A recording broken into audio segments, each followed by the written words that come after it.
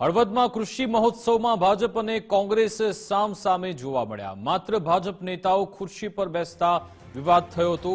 સરકારી કાર્યક્રમમાં સરપંચ તેમજ સરપંચના પતિઓને નીચે બેસાડવામાં આવતા વિવાદ સર્જાયો છે। તાલુકા વિકાસ અધિકારી સહિતના અધિકારીઓની પણ અહીંયા હાજરી હતી।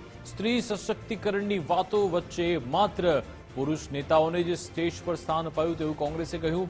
ભારે રકઝક બાદ તમામ નેતાઓને નીચે ઉતારાયા। સ્ટેજ પર ધારાસભ્ય પ્રકાશ વોરોમોરા ભાષણ આપી રહ્યા હતા। તે દરમિયાન હોબાળો થયો।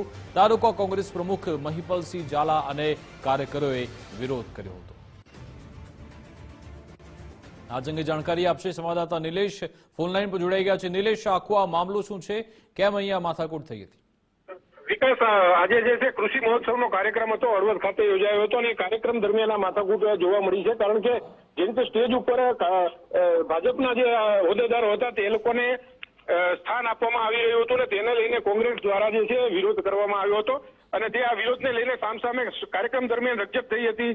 ત્યારે પ્રકાશ વોરોમોરા ધારાસભ્ય જે છે તેઓ પણ ત્યાં હાજર હતા અને તેમની સામે જ આ પ્રકારની રકઝક થઈ હતી ને ત્યારબાદ તમામને ખુરશી સ્ટેજ ઉપરથી નીચે બેસાડવામાં આવ્યા હતા, જેથી મામલો શાંત પડ્યો હતો। પરંતુ જે રીતે ભાજપને અગ્રતા આપવામાં આવે છે તેને લઈને હવે કોંગ્રેસ દ્વારા વિરોધ કરવામાં આવી રહ્યો છે। જી વિકાસ।